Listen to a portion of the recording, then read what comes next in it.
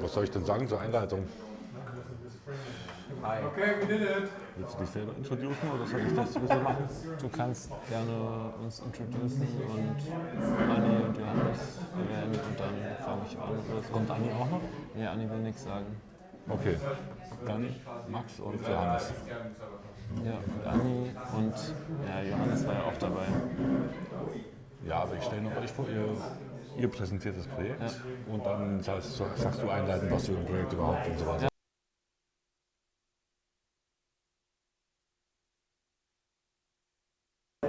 Hello, hello. We are live again.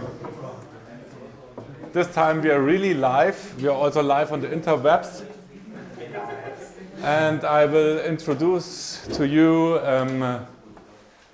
Max and Johannes, and they will present a project that is called Beathoven.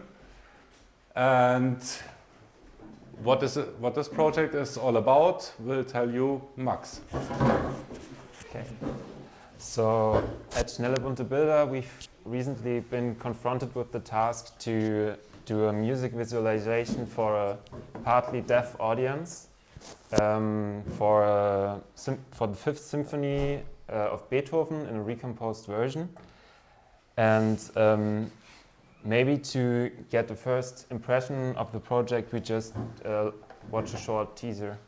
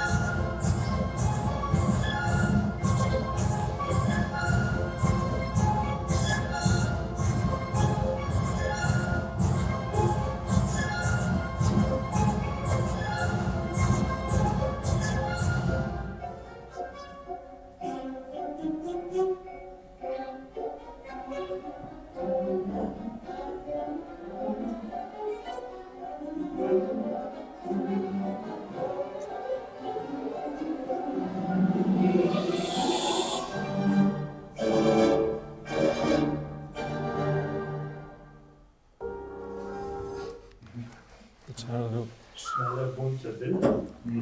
Yeah, so this was the first impression, and at this project really the difficult thing was that doing music visualization while knowing that part of the audience can't listen to the music makes the task totally different. So really early in the process we felt like it's the data we get from microphones on the stage from the orchestra is just not enough for the precision that we need in the visualization to really show how the different instruments play their melodies, how the rhythm works. So the solution for this problem was that we didn't only use the audio signal from microphones, but Johannes built a custom-built timeline that made it possible to load the music score of all the 27 instruments as MIDI data into vvvv and use the complete musical score as the timeline, so that we exactly knew at each point of time which melodies and which rhythm in every instrument is going on. And Johannes will show this timeline, this tool to you later on. And the other thing, for this we really needed to synchronize with the orchestra, and the only solution for this that we found accurate was that the whole orchestra had to play on the click track. So it's not usual for music visualization that you can visualize a whole orchestra playing on a click track, but for this special concert it was made possible and it really helped. And the other thing was that we felt like Sorry, what's a click track? Okay, so a click track is just a metronome, just the temp. Just every musician of the orchestra and the conductor. The conductor had earphones, and they got the tempo all the time. So they really They have external they sync. didn't shift in the tempo. Yeah, What did the conductor think of this? so We'll come to this later. yeah. So this is actually a good point. But moving on first, the other thing was that we felt like only a canvas with a projection is not really enough to, at the one side, tell the story of a concert lasting an hour, but that we needed like a second media that really has the energy to translate the rhythm into light. So we used these LED strips more for the dynamic of the music, for the rhythm, and wanted to tell the projection story and make the pure light translate the energy and the melody more in a kind of educational way for hearing impaired people to get to know what the music kind of looks like. Yeah, and this was mainly about the facts. We used both the audio signal and the MIDI data, but when doing the concert, we really experienced that it was really hard to get precise information out of the microphones of an orchestra, which is sitting so close together. So it was real pleasure to have also this Midi timeline at this point.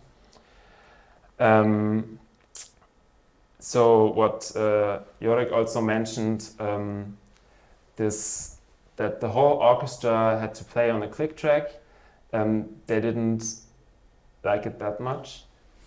It was kind of they want to play on their own tempo, and they don't really care in the first place if they are synced with some visuals. Yeah. Why would the orchestra need the click track when the dirigent has it? So, like, what was the reason to give it to everyone? This was decided by the orchestra themselves. I see. It's kind of a technical effort they did, but it seems like if they play on click track, they want to have it on their ears, all of them. Yeah, I think it forces them kind of like to not ever deviate from it, because if you have like a constant noise in your ear and you're like playing along, you will totally stick to it as while as you don't necessarily hear it and just see the conductor do movements. Well, I can't really tell because I'm not an orchestra musician, but I imagine it's way more difficult to deviate from it if you have like a constant beep in your ear. And speaking of classical music, you can't really compare it to electronic music where you have like 90 BPM, 4 quarters going on for hours. This is like the MIDI data we got. It was like 10 seconds of 100 BPM, 3 quarters, then moving for just 1 second to 4 quarters, then back to 3 quarters. So it's actually really difficult for the conductor to really read the notes and don't get like the spontaneous tempo shifts. So maybe they had to have the click track for this reason. Yeah. Yeah, but what we also felt like if there is a downside of this syncing via click track, that not only the orchestra has no chance of improvisation or moving from the tempo, but also we were really bound to the timeline. It working this way, which has like of course advantages and disadvantages. So we could have interacted more. We could have played around more in the live context if doing it differently, but at this point we were really like it was really the show was really timed on the on the musical score. Basically, like throughout the piece, there would be parts where, like for example, the flute would be the instrument that was most noticeable, and then again it was the violin, or maybe it was really heavy on the beats, and we wouldn't have been able to prepare this in any other way because we didn't have like separated audio files for all the instruments before. So I guess it would have been kind of a surprise if we would have like only the dirty audio signals then on stage, where it's not as cleanly separated as you would have liked it. So yeah, I guess it allowed us for us to design it like very specific to the music, but ultimately we also were wondering like how does it, at least at this stage, how does it separate live visuals from a music video that's pre-recorded? Because that would have kind of worked, because the live audio signal wasn't used that much, just in some parts. So yeah, we had a couple discussions about this, what could be done live by us to play along, to catch the mood, and what can be prepared beforehand. So yeah, it was something new for us as well. So I guess we got caught up in the middle, not even considering pre-recording because that's not what we're used to. But in the end, it kind of felt like this at some parts, yeah. There was no way to sync the poor microphone to the MIDI. What do you mean exactly?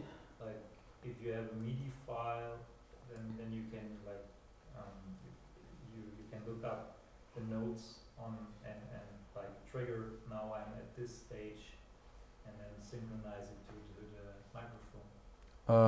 Well, It's not that easy, of course, but it would work, for example, maybe with a MIDI piano, if you had like a MIDI out and then you could do some note matching. yes. But then again, the piano didn't take part in the overall piece, so you would have had breaks where you didn't have any information about this.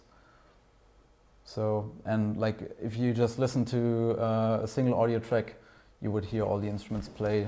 Even like when someone in the audience was coughing early on when we were rehearsing, you would see that some live visuals would just trigger. So it was an orchestra house, so it really was designed to transport the sound throughout the whole room.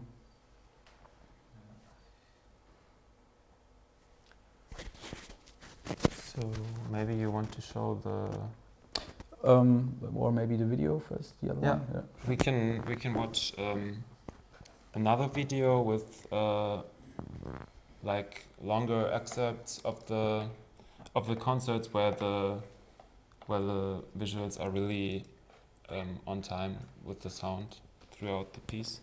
There we go.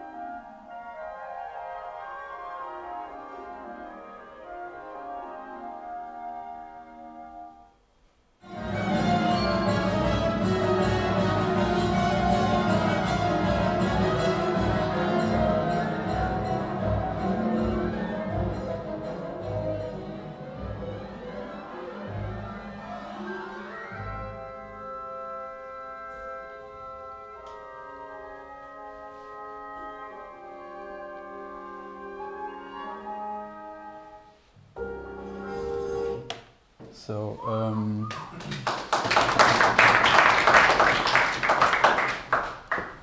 what I found interesting is like we didn't ever do this before, and we just had before the actual live stream, we had a single day of rehearsing the piece, and we had no idea if this would actually work. So we did think of a couple feedback solutions, which we did not end up implementing. And for me, it came as quite a surprise that professional musicians would be able to nail this down to like super precisely. Especially like the light flashes you sometimes saw, which were triggered by just very short violin strokes coming out of nowhere. They were really happening at the exact time, which was kind of unbelievable. So yeah, was nice that it worked out that well.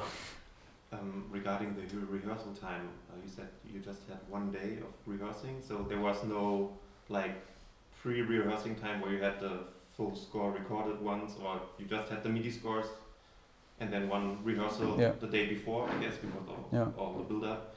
And how long was the production time in general? I guess roughly about 2 months. Okay. And how long was the whole piece? 1 hour approximately. So it was like the main piece, which was like the Fifth Symphony recomposed, which was about 30 minutes. Then there was about, I don't know, 8 minutes dance piece before this, which we haven't got in the videos here. So there were children on stage, and they were led by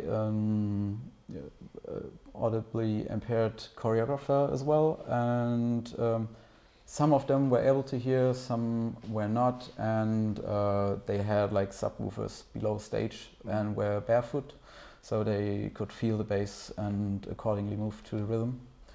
And then there was another 5 to 6 minute piece before that, so it added up like the couple scores, the individual ones. And apart from the few audio reactive things, was it a huge advantage to work with a real-time engine? So during the rehearsal, for example, there's tweaking a few parameters, and did you feel the advantages in using this and working this way? I felt the most benefit was being able to work in vvvv as it just works itself, like taking all the live inputs or whatever aside, that you just wouldn't have to pre-compile something. Or if you were to think of implementing this in Cinema 4D or After Effects, like I wouldn't have liked to watch the sequences all over again, like pre-rendering it. And so you could just, I can show you the workflow in a second. You would just like set a loop to a couple notes and then listen to them all over again, and while they were triggering you could just program accordingly.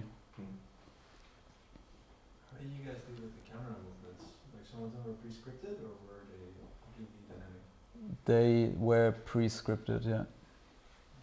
That's one of the chances we saw what we could do as in terms of a live performance, where you had like a space mouse or maybe a Vive controller, like some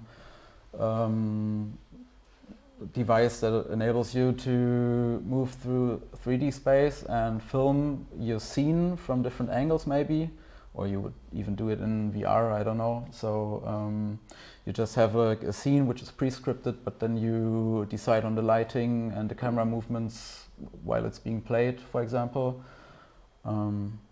So that would be the most obvious thing to do, I guess, but we didn't have the time and the ideas came afterwards. Okay, well. Can you tell us a little bit more about the feedback you got from both like the musicians and also the audience? So the most interesting feedback I think some of us, I don't know who got, was there was a kind of famous deaf people translator who usually works for concert translating at the concert, and she said that usually at every concert where there are some deaf people and the concert is taking so long, like after 5 or 10 minutes they start drifting away and speaking to each other with their hands, and nobody takes care what's going on stage because they just have no connection. And she said that in a way it didn't happen this night, maybe just because there was so much going on stage, but so it seems that they were more involved in the concert overall. Yeah. And maybe one thing is in the video you don't get a feeling of how the sandwich, the hybrid of projection and LEDs worked, but we had an idea before that the hybrid is really powerful, projection for narrating and LEDs for impact, and I think this was also one thing which worked pretty well. So what we could recommend to use both, and both for their strength. So like projection for showing stuff and narrating stuff, and LED for like helping to push energy, and some moments where it really strobes and everything happening in the music, it really helps to have the LEDs as translating this also to the people who can't hear. So this was a good, I would say, a good hybrid sandwich, both of them. And I think that the musicians were kind of maybe even slightly annoyed in the practicing phase that they had to play on the click track all the time, and they had to like they couldn't do what they're used to, but afterwards we got some really good feedback from them, because they really, while playing, they sometimes watched what was going on upwards, and they really seemed to get that there was an instant connection between sound and light and the visuals, but they really suggested that for them it would be even more enjoyable if there was another way of syncing than with a click track. Yeah. Is there no way of doing a sort of like predictive click track if you just adjust as the concert goes on? Like, I mean, the pieces are fixed beginning and end, and you kind of know what parts are being played, and sort of by like pulling things more forward or pulling them more backwards, you can kind of dynamically shift the medium. Yeah, we are thinking like about slowing playback down and pushing it forward, but we'll show the original score in a second. Like, even though we were staying at it for quite a while, it was hard to, like, at arbitrary points, know exactly where you are. So there were some key moments that were kind of good to sync back in, that would have made this easier, but then at some points it's just like empty space. You don't have any idea where you are. There's one solution I've used once. You get one more person who operates the click according to the orchestra. We did it once. Yeah, we did it, and it worked because it was a piano piece, and we used both a predictive, like we were following the score with the piano, and had a person following the Has to be a musician, of course, Yes. who knows exactly. Yeah, So but then we it's do just. But in this case, I'm not sure it would. But then it's work. just like BPM probably, which also would have The person some could have latency. a few buttons, like an instrument, and gives you the important cues. I Yeah. don't know, just, So yeah, I don't know if it would have worked that well. Yeah, Not just actually we did this as also before, but it was way more accurate this way. There was no moment where they have been out of sync, and this was really impressive. especially if you sit in the rehearsal and you see this happening and you realize that there's no real connection, no audio cable connected to our machine. It's like just the click track is going to all the musicians and to our machine. It was really crazy. They're playing and it was totally in sync the whole hour. Yeah, we were kind of prepared for a night shift before the concert, which we had, but because of different reasons. Business as usual. I mean, I would have anticipated that we would need to implement some fallback solutions because it doesn't work as we expected. But like, we were even like starting the patch up a couple seconds later. The audio, like the click track, was already playing. And they also sent us, like the audio engineer sent us an LTC timecode, which was in parallel to the metronome. So we could just like sync in once, like we didn't do that continuously because it wouldn't ever shift. And like we synced in and it was playing and it was super relief. It was really a great moment. Maybe, I mean, this was way beyond the scope of this project, but it sounds like a total machine learning task to match these MIDI scores to a live playing orchestra. Yeah, but then you would have need at least like really clean signals which aren't polluted by anything else. I mean, I guess. depends on what you find. Yeah, and you need a pre-recording for this, and there was no pre-recording. The only thing we got was a really, it was kind of shitty MIDI output where everything sounded a little bit different than, so like MIDI notes bounce out, but yeah. I mean, so what you would do is, I guess, try to match existing live recordings to existing partitur. Then that's very, very difficult to But in a few years. Yes, exactly. I mean, for various reasons, it would have been nice to have more like a rehearsal time, not to tweak stuff, but to like get to know the orchestra. So we would have a mutual understanding of everyone's needs, and so. why are we gonna need them to hear the click track? Yeah. I mean, the visualization was behind them, no? And you said. Well, it was they floating in the looked up, center. It was floating kind of in the center, so some of the musicians could look at it from the back because it was back projected, and some looked like this. Yeah, if you watch the video, you often see some of the musicians sit like this for just like 10 seconds when they didn't have to play. Yeah. Those have been the only people who have been off. Yeah.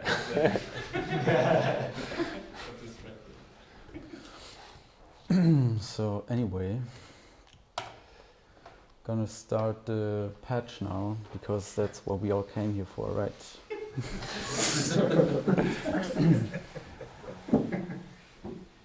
It's not even the right one. It's an empty one. So let's see.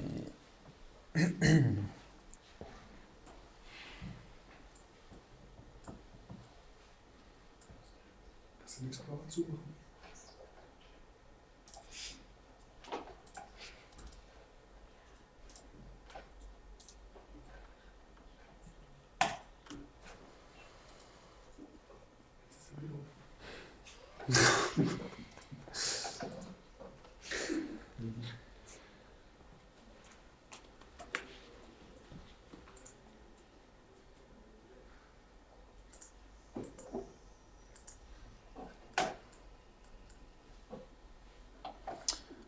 Okay, so this is kind of the empty window, so I have to load the session file first, which is hidden somewhere in here. I'm just showing this part because it's the one I'm most familiar with. This is like the whole instrument list. It's 27 instruments, and the top one does have all the speed automation in it. And so we're lacking instancing in Skia, so when you zoom out like really far, it gets like not really responsive, but we try to avoid this most times. So let me show you what this was kind of capable of doing. So what we how we worked most of the times was just like enabling a couple instruments only, and you can see that there's I don't know, let's just enable some frames around it, because you wouldn't want to trigger stuff on all notes of a single instrument or something. Like sometimes it wasn't like really noticeable what they were playing, so it wasn't the notes that you would expect to have an impact on the visuals. But for example, if we look at these brass instruments, or like it's wood. So for example here, when you were just listening to it, you would hear a rising sound pattern, but actually it was like alternating instruments. So you would need to apply selections to the different instruments. So what we could do is just mark some, and then hello meetup, apply, and then you would have this region here around it, and in the patch, for example, which instrument is it? Oboe 2. So if I go here, well, the resolution is quite low. I will just explain what I'm doing and do a very big I/O box so you can see the triggers. So I have just like a single instance of the whole application, and what I could do is, for example, get a track out of it by name. So in this case, let me check, it was Oboe 2. Maybe with the space, yeah. So I could draw something like this and let it play. So I'm actually now hearing the wave file. Oh, it's playing. Ah, it's ASIO. Sorry, I have the wrong output.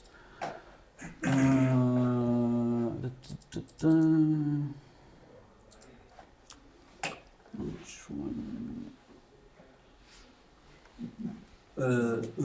Display audio. Maybe like this. Nope. Well.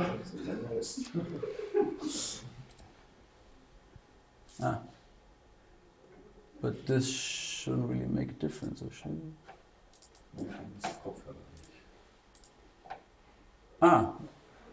That's true.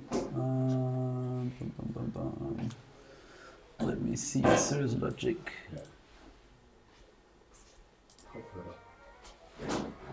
Well, speakers are playing, but it's okay. It's okay, we can hear. Okay. Thanks. So this is what we were constantly listening to, like setting a loop to something and then keep on designing.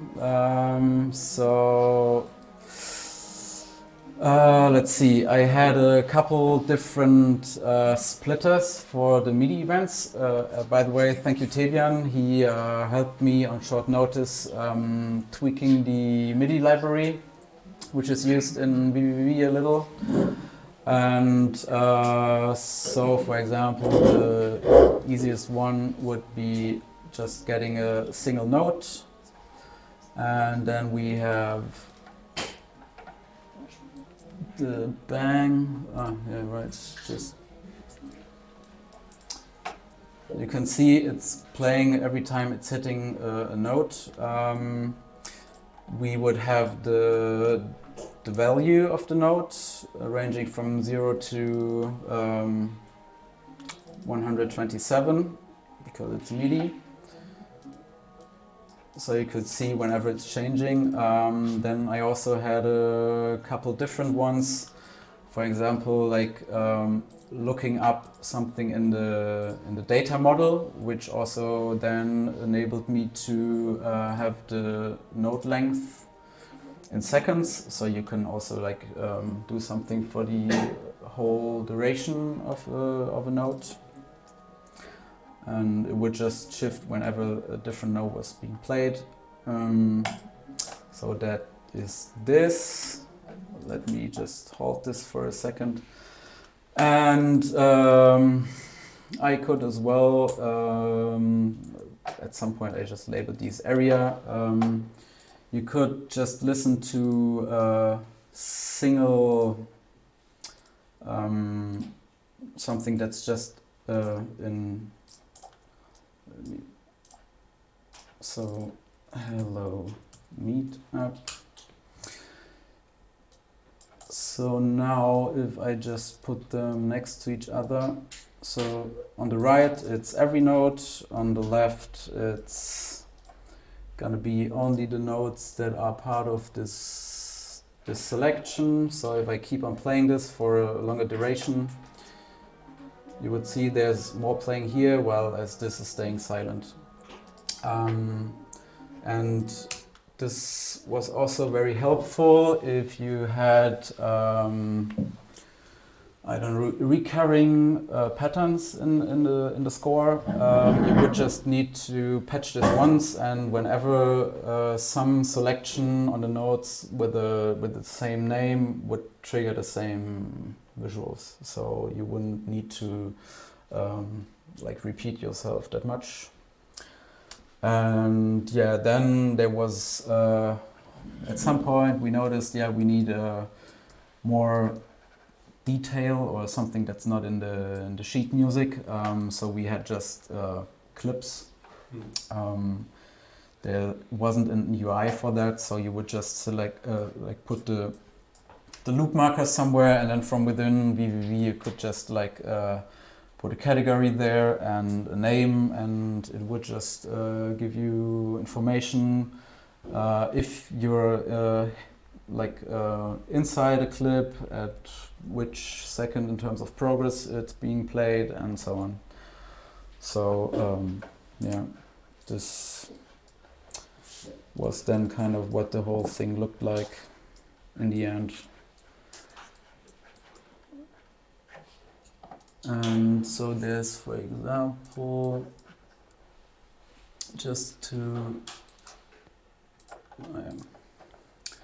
at some point I disabled like all the thousands of little rectangles. So this what is just like the user input upon the score, like in addition to that, which we authored ourselves. And yeah, this is one of the 5 scores, and there were more, but we were lacking MIDI score for one, which was only based on classic audio signal then.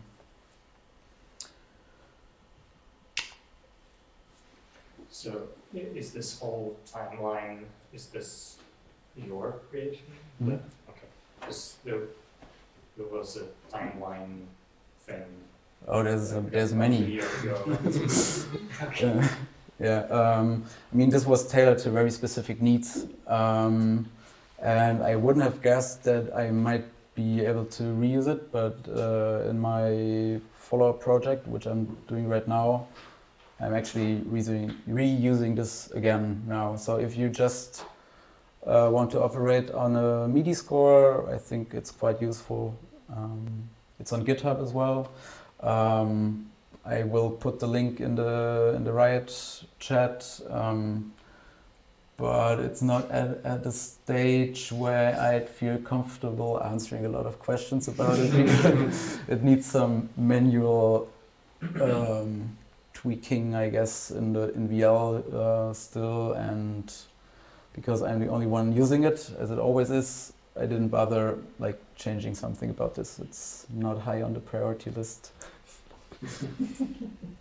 Is it done completely in VL? Yeah. Yeah. So, so there's a vvvv wrapper around it, but the whole implementations of the nodes is in VL only. So you developed the timeline and the scoring system to that particular project, and you mentioned like you had 2 months in total time. So you were actually starting designing with the software like after, I don't know, a few weeks when you got a sort of system running. Yeah, Max started, I guess, kind of straight from the start, still sending MIDI data from Ableton Live and starting to do some rough drafts while I was preparing this. And Ann-Kathrin and I joined the visual team then later on at a stage where this was quite ready. And I only had to go back a few times to implement more features which the need arose throughout the development. Regarding the slow drawing of the many thousands of rectangles, have you tried with paths there? Not yet, but this is what came to mind. Like I talked to Elias about it, but also Anton said that he wanted to do this as part of the library, so you would have kind of an instancing of primitives using the path. Yeah, I mean, I could try usually it. The path drawing is super limited. That's why it's hardly ever used, because you can only draw one color with it and one like.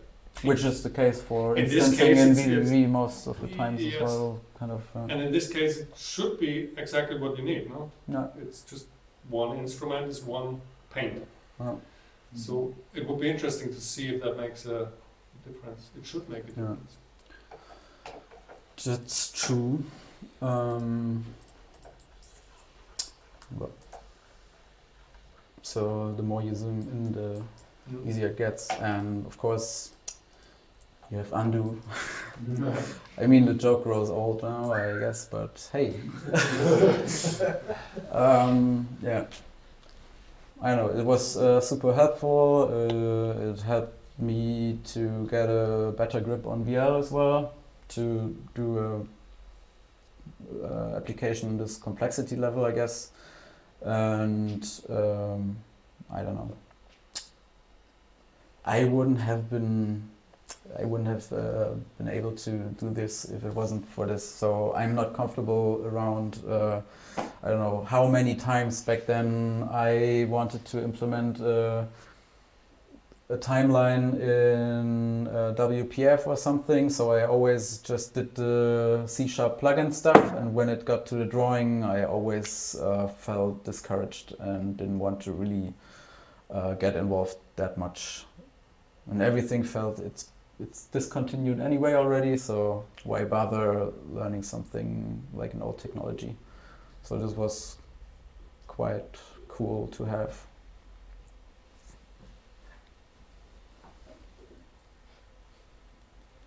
Very nice. Impressive.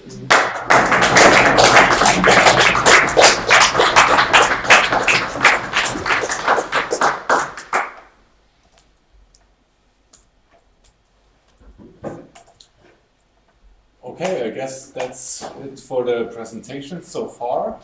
If there's no volunteer, I mean, is there really nobody's having something? I mean, we could have a break, and then if anybody has, I don't know, see a few people haven't been seeing a lot lately. Yeah, I don't know.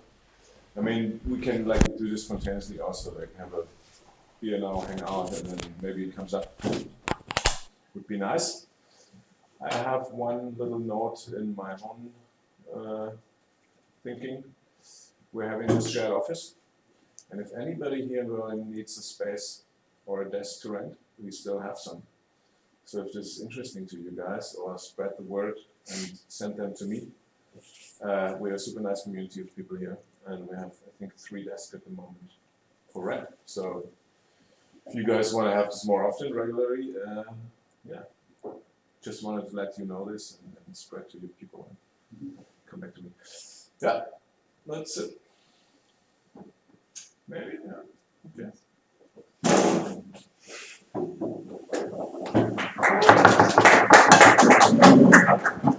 Is the stream off?